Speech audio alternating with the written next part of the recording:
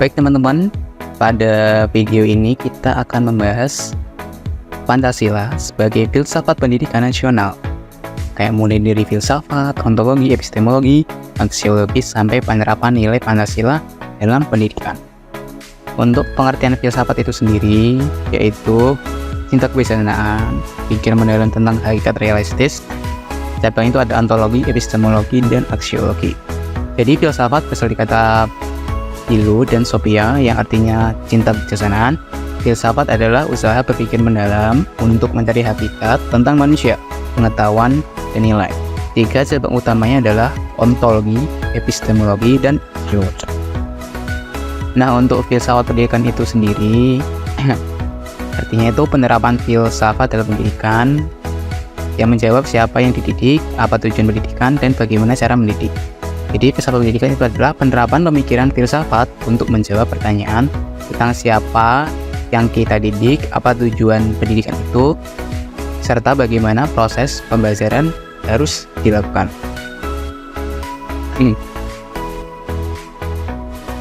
Nah, kita masuk ke bagian ontologi Pancasila.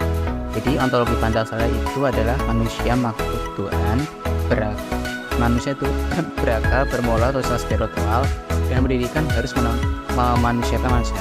Yang artinya Pancasila itu memandang manusia sebagai makhluk Tuhan yang memiliki akal, moral, sifat, sosial, dan spiritual. Maka pendidikan harus memanusiakan manusia secara utuh. Nah, untuk di bagian epistemologi Pancasila itu ada pengetahuan mulai hal, pengalaman, nilai moral, dan musyawarah. Jadi di epistemologi itu pengetahuan dalam Pancasila diperoleh melalui akal yang logis, pengalaman nyata, nilai moral, dan musyawarah. Karena itu pendidikan harus menggabungkan logika, etika, dan kerjasama. Di bagian aksiologi Pancasila yang ditulis pada bagian aksiologi Pancasila itu adalah ilmu yang untuk kebaikan, menjunjung martabat manusia, dan mewujudkan keadaan sosial. Secara aksiologis itu ilmu pengetahuan digunakan untuk kebaikan manusia, menghargai martabat, dan mencapai keadaan sosial. Pendidikan tidak boleh menghasilkan manusia cerdas tetapi tanpa. Jadi pada bagian ontologis, epistemologis, pada sila pertama itu bagian ontologinya itu makhluk bertuhan. Epistemologi itu akal, wahyu. Di aksiologi itu ilmu untuk kebaikan moral. Di bagian sila kedua yaitu kemanusiaan yang adil dan beradab, manusia yang terdapat di bagian ontologi.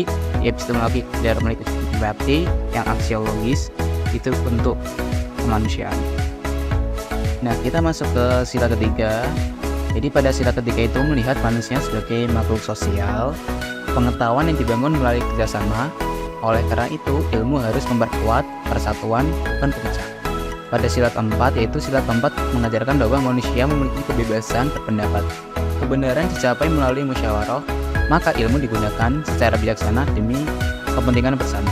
Pada sila kelima itu memandang manusia berhak atas kesejahteraan, pengetahuan dipakai untuk mengatasi ketidakadilan dan mewujudkan kemakmuran bersama. Nah, pada ciri-cirinya itu ada tiga: integral, etis, dan religius.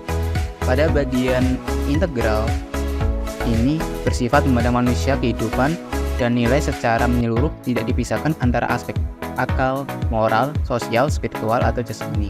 Semua menjadi satu kesatuan yang tidak dapat berdiri sendiri. Di etis itu filsafat selalu bersentuhan dengan nilai-nilai moral seperti baik, benar, adil, dan bijaksana. Dalam Pancasila itu sendiri, di sisi etis tampak pada semua sila, terutama kemanusiaan, musyawarah, dan keadilan sosial.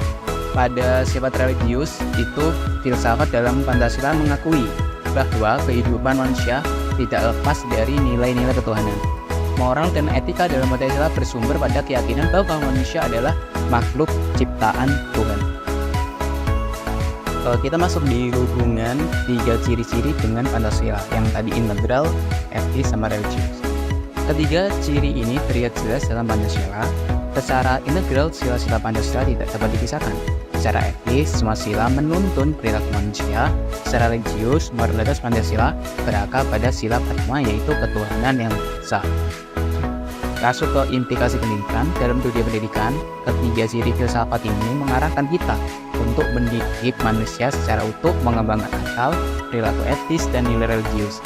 Pendidikan Pancasila membentuk generasi yang berkarakter, bermoral, dan bertanggung jawab. Sekian video kali ini, semoga bermanfaat.